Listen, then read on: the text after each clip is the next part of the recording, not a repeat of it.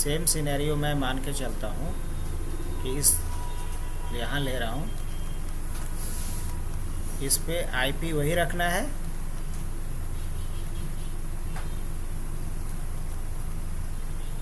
इस पे आईपी वही रखना है, या थोड़ा चेंज कर दें? चलिए डालना ही है तो इसको चेंज कर देते हैं, इस पे कर देते हैं 3.2 और 3.1 और इस पे क्या डालेंगे 4.2 और यहाँ क्या डालेंगे 4.1 और ये भी बदल देता हूँ मैं 10-20 के जगह पे यहाँ पे क्या डाल देंगे 30 और 40, 30 और 40 और आईटी के जगह पे क्या डाल देते हैं मार्केटिंग और सेल्स, मार्केटिंग और। ऐसा करने के पीछे ये इशू है, रीज़न ये है कि बाद में हम इसको भी यूज़ कर सकते हैं सेम टोपोलॉजी में। और इसको हम ले लेते हैं 40 और 40 क्या ले लेते हैं सेल्स। चलिए अब सवाल ये आ रहा है कि इसके हिसाब से पहले चलो आईपी डाल लेता हूँ मैं। क्या आईपी डालना है इस पर 192.168.3.2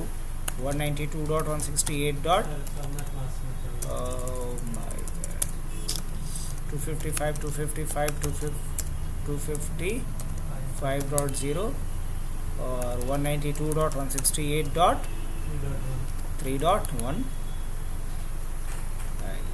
इसके बाद हमें कहाँ चलना होगा इस वाले पे, इस पे क्या आईपी प्लान हुआ है 4.1 4.2, उस पर 3.2 ही डाले थे ना 192.168.4.2 और 192.168.4.1। चलिए यहाँ तक हो गया।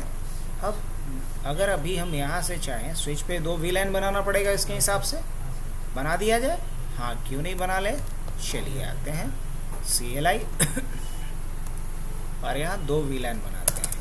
वीलाइन बनाने के लिए कॉन्फ़िगरेशन मोड में आना होगा। वीलाइन पहला क्या बनाना है मुझे 30 और नेम इसका क्या दे देना है मार्केटिंग, और एक वीलाइन क्या बनाना है 40 और वीलाइन 40 और इसका नाम क्या दे देना है सेल्स। 2 वीलाइन बना दिए। अब अगर हम इसमें पोर्ट असाइन करना होगा, पोर्ट ही असाइन करना होगा ना, तो F0/1 को असाइन करेंगे। तो interface F0/1 switch port access VLAN कौन सा वीलाइन 30 को एक्सेस करेगा ये। चलिए उसके बाद एग्जिट करते हैं। इंटरफेस कौन सा है F0/2, क्या लिखेंगे स्विच पोर्ट एक्सेस वीलाइन कौन सा वीलाइन 40 को एक्सेस करेगा। एड करके आते हैं, क्या लिखेंगे शो वीलाइन। ये यहाँ पे क्लियर देखा जा सकता है कि कौन सा पोर्ट किस वीलाइन का पार्ट है। तो F0/1 अब वीलाइन 30 का पार्ट है और F0/2 वीलाइन 40 का मेंबर है। तो जो काम करना था यहाँ वो हमने लगभग कर लिए है ना, मतलब वीलाइन क्रिएट कर लिया। आ रही है सब। अगर अभी हम पिंग करेंगे तो क्या रिप्लाई आएगा, नहीं रिप्लाई आएगा। 192.168.4. अगर हम 2 से पिंग करते हैं रिप्लाई नहीं आएगा। तो मुझे यहाँ IVR करना पड़ेगा। ऑलरेडी कल हमने पढ़ा था, कल वाला पॉइंट तो सारा याद होगा। अगर याद होगा तो बस कॉन्फ़िगरेशन देखना है, क्योंकि थ्योरी तो बहुत हमने डिटेल में देखा ही था। तो देखिए है क्या यहाँ पे केस क्या बन रहा है। यहाँ केस बन रहा है नेटवर्क क्या है, नेटवर्क क्या है, नेटवर्क डिफरेंट है, नेटवर्क डिफरेंट है। और वीलैन क्या है, वीलैन भी क्या है आपका, वीलैन भी डिफरेंट है। और जब ये केस हो कि नेटवर्क भी डिफरेंट हो, वीलैन भी डिफरेंट हो, तो क्या करना पड़ता है, तो IVR करना पड़ता है। याद होगा। तो अब IVR जब आप करते हो तो आपके पास 2 ऑप्शन है IVR का, या तो आप राउटर यूज़ करो या तो MLS यूज़ करो। तो कल जो हमने ये सिनेरियो देखा था ये वाला, उसमें क्या यूज़ किया था, राउटर का यूज़ किया था। आज जो हम लोग देखने जा रहे हैं उसमें क्या यूज़ करेंगे, MLS का। तो चलिए MLS हम लोग लेंगे इसके लिए।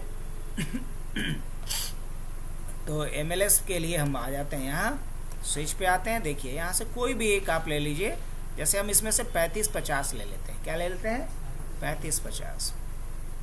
एक मल्टी लेयर स्विच है।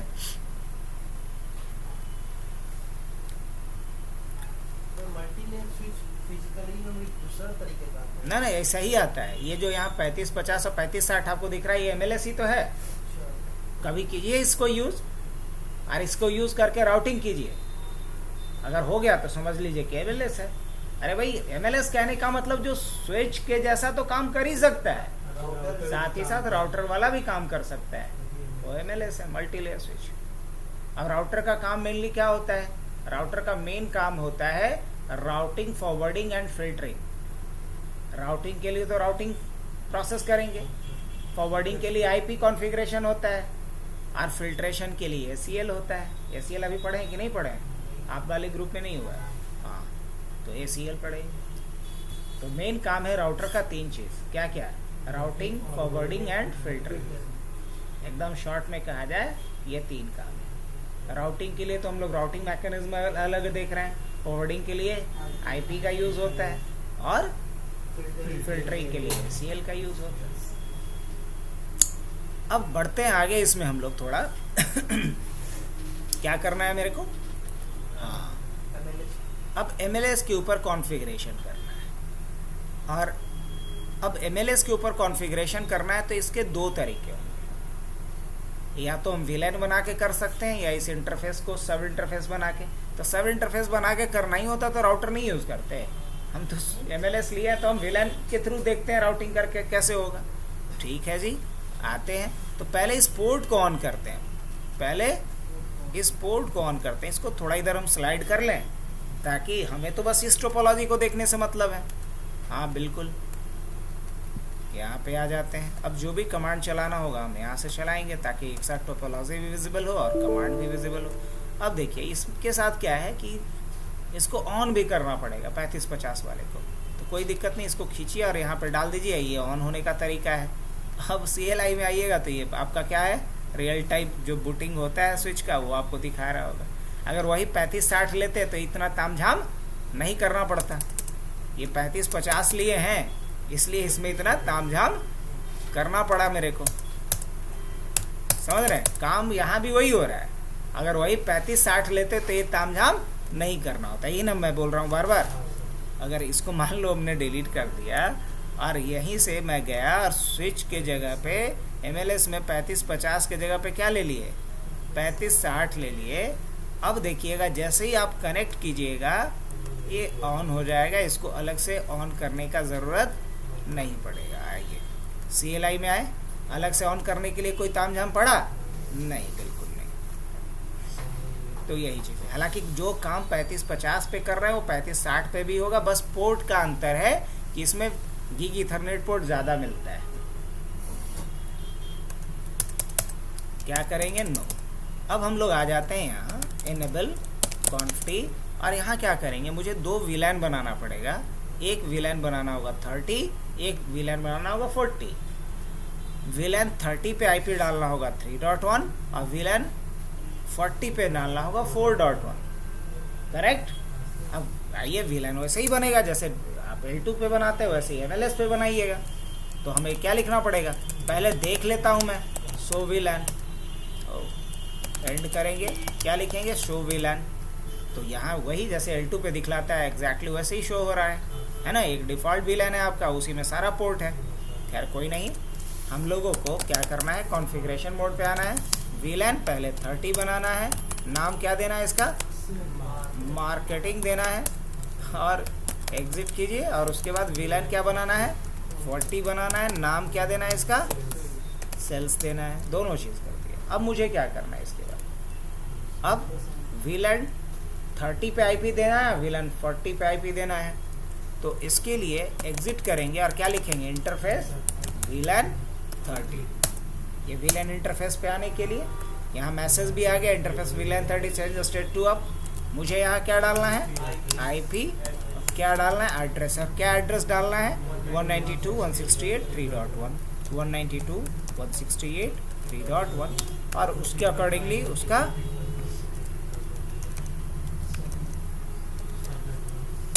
क्या करेंगे इसके बाद, ये ज़रूर करना है। उसके बाद फिर किस इंटरफेस पे जाएंगे, इंटरफेस VLAN 40, और उसके बाद क्या करेंगे, यहाँ भी IP डाल दीजिए 192.168.4.1, 255.255.255.0 और उसके बाद नो शटडाउन। तो इस MLS के ऊपर हमने दो VLAN बनाए और दोनों VLAN के ऊपर IP डाला और उसे अप कर लिया नो शटडाउन करके। यहाँ तक का काम कंप्लीट। जी हाँ, अब मुझे यहाँ बस क्या करना है, राउटिंग करना है ना। अभी अगर आप आकर के देखो तो ये वाला क्लाइंट किसको पिंग कर पाएगा, अपने गेटवे को, और ये किसको पिंग कर पाएगा, अपने गेटवे को, लेकिन आपस में पिंग नहीं कर पाएगा। ट्राई करें, आइए। ये यहाँ से आता है और अपने गेटवे को पिंग करने की कोशिश करता है। क्या लिखेगा, पिंग 192.168.3.1। इसका गेटवे क्या है आप देख सकते हैं, 3.1।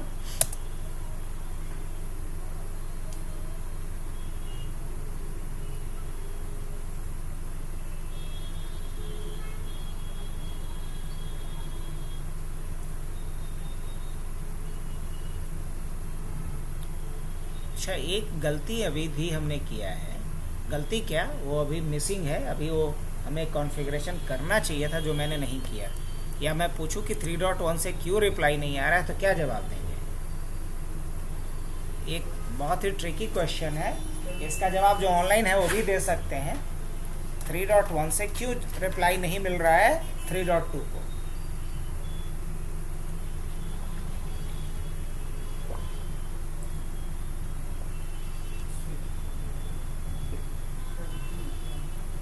ट्रंक नहीं किया हुआ है सर वो पोर्ट को।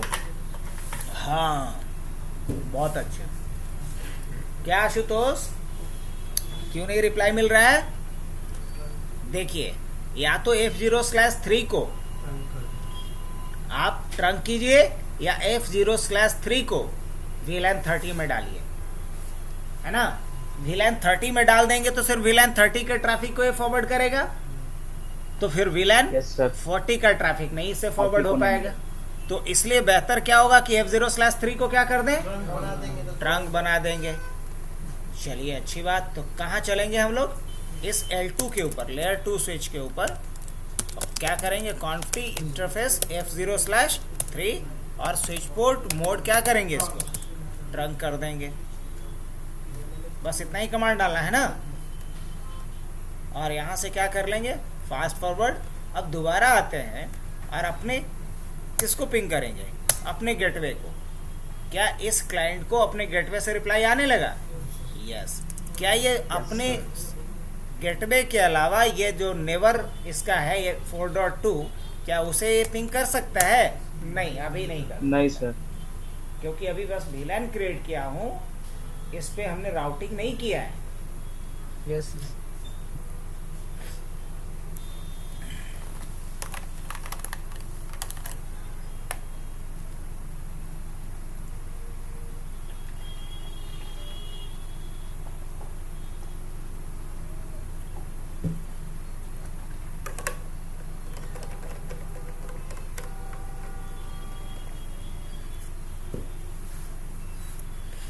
सही है। अब आते हैं हम लोग सर्वर के ऊपर। ये भी अपने गेटवे को पिंग कर सकता है, हाँ कि ना? हाँ, कर सकता है। इसका गेटवे क्या है, 4.1। चलिए, यहाँ तक हम लोग क्रॉस चेक कर चुके। अब आ गए हम वापस से अपने MLS पे, मल्टी लेयर स्विच पे। यहाँ दिख रहा है मल्टी लेयर स्विच, या शॉर्ट में क्या बोलेंगे इसे, MLS। अब इस MLS पे आने के बाद यहाँ से बाहर आ जाओ। अब मुझे क्या करना है, इस पे बस राउटिंग के लिए एक लाइन का कमांड चलाना होता है। सिर्फ क्या लिखना है, IP राउटिंग। बस आपको ये कमांड चला देना है, IP राउटिंग, और कुछ नहीं करना। अब आकर के आप देखिए, यहाँ से पिंग कीजिए 4.2 को। क्या बात है। तो ये एग्जांपल किसका था, MLS का। IVR using MLS, inter VLAN routing using MLS। अब इस पे हम कुछ टोपोलॉजी आपको देते हैं, खुद से ट्राई कीजिएगा। देखिए, दो बातें हैं, आप लोग खुद बोलिए कि क्या करें। या तो अभी टोपोलॉजी हम खुद से लें और वो आपको बना के दिखाएं, या एक टोपोलॉजी हम दें और आप लोग ट्राई कीजिए, और नहीं बनेगा तो कल उसको तो डील करेंगे। अगर मान लीजिए 2 गो से Yes, बन sir. गया, 4 गो से नहीं बना, तो हम बताएंगे ही, लेकिन कम से कम एक अटेम्प्ट तो लेना बनता है ना आप लोगों का, कि अटेम्प्ट लीजिए और बनाइए उसको। तो हम कुछ टोपोलॉजी दें, उसको बनाइएगा।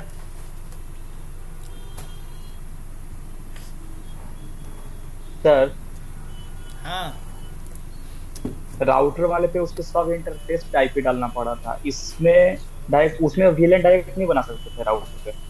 देखो राउटर के इंटरफेस पे डायरेक्ट आईपी नहीं डाले थे, सब इंटरफेस बना के डाले थे, करेक्ट। यस लेकिन सर। राउटर यस के डायरेक्ट इंटरफेस पे भी आईपी डाल सकते थे।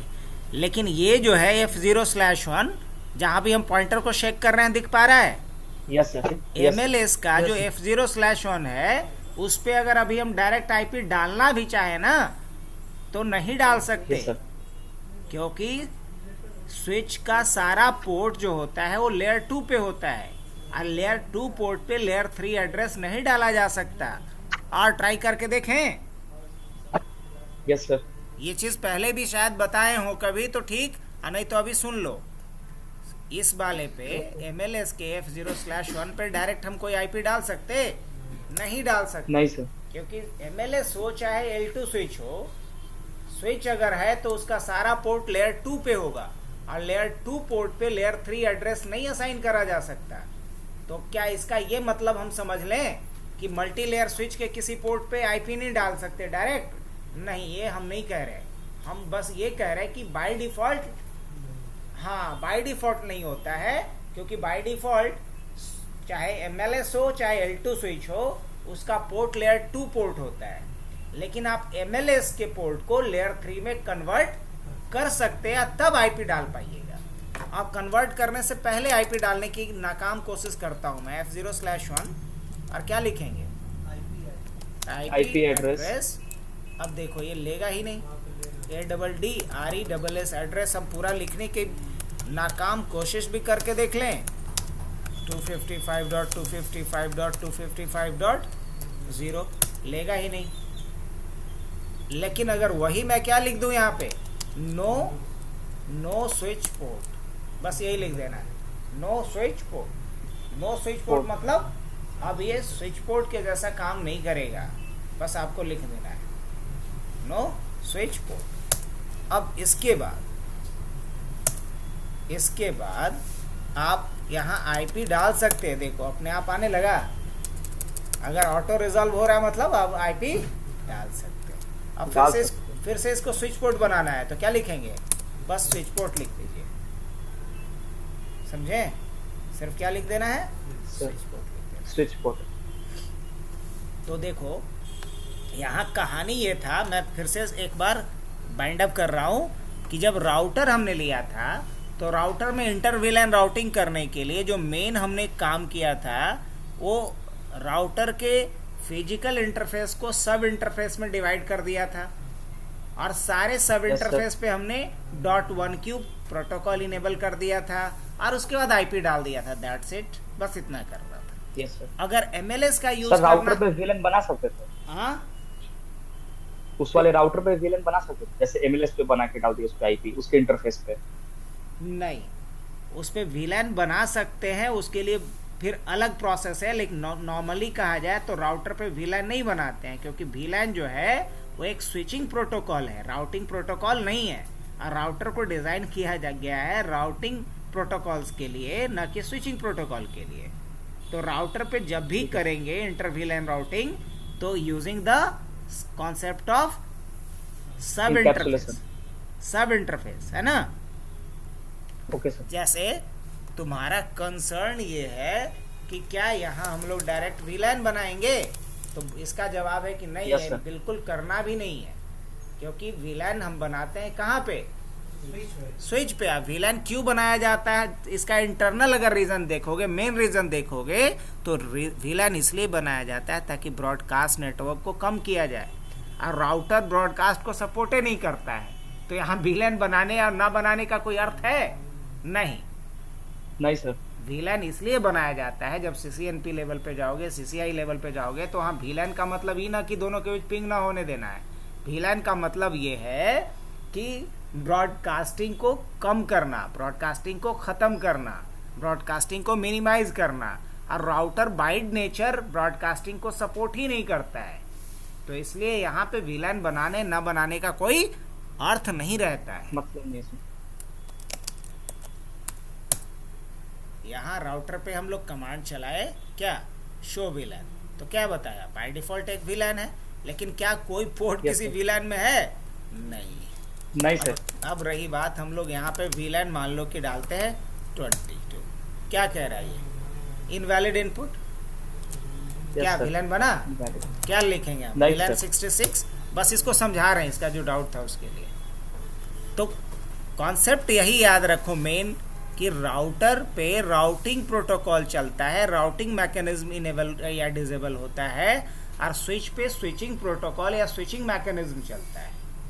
तो वीलैन जो है एक स्विचिंग मैकेनिज्म है, एक स्विचिंग टेक्निक है, न कि राउटिंग टेक्निक है। और राउटर पे अगर वीलैन बनाने के लिए मान लो किसी डेवलपर ने अपने आईओएस में कोई फीचर डाल भी दिया, समझना इस बात को, मान लो कि हम एक डेवलपर हैं और हमने कोई नया आईओएस बनाया राउटर के लिए, और उसमें हमने वीलैन क्रिएशन का भी फीचर ऐड कर दिया, वो फंक्शनलिटीज ऐड कर दिया, लेकिन उसका कोई मतलब नहीं रहता है, क्योंकि राउटर बाय नेचर वीलैन को, या यूं कहो कि ब्रॉडकास्टिंग को सपोर्ट ही नहीं करता।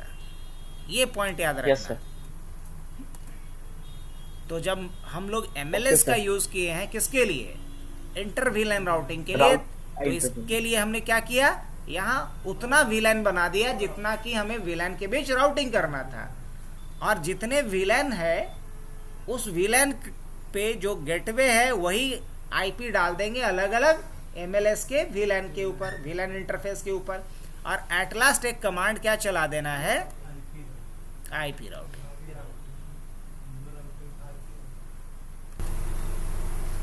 ये फर्स्ट टोपोलॉजी रहा, फोटो ले लिए ना, आगे बढ़ाएं। अब आते हैं सेकेंड टोपोलॉजी के ऊपर।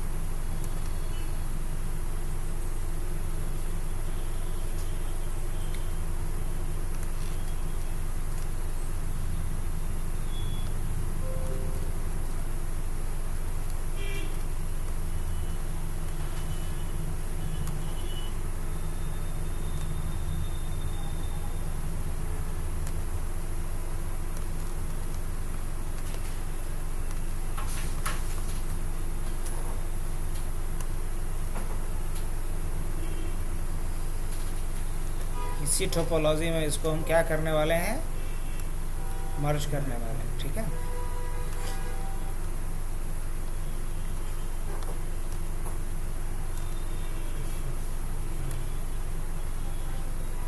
अब इसमें भी हम चाहते हैं सभी के बीच में पिंगिंग।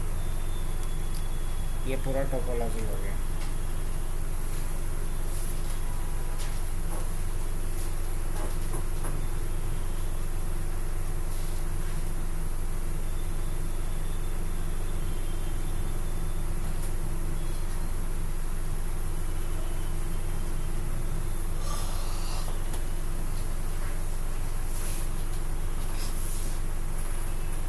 ये दो ट्राई कीजिएगा, तो कुछ और क्वेश्चन देंगे।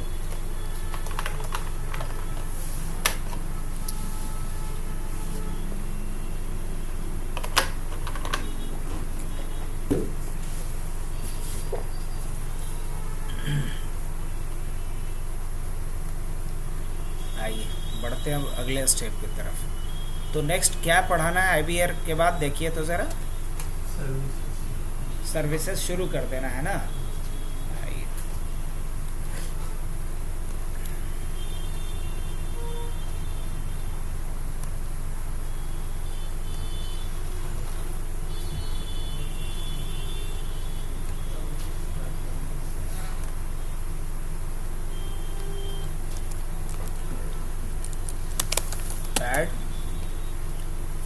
भी बहुत इम्पोर्टेंट एक हमारा सेगमेंट होने वाला है, जिसको बोलते हैं आईपी सर्विसेज। क्या बोलते हैं?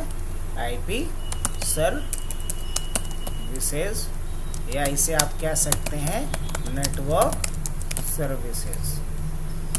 अब नेटवर्क सर्विसेज में इम्पॉर्टेंट अगर सर्विस की मैं बात करूं तो इसमें सबसे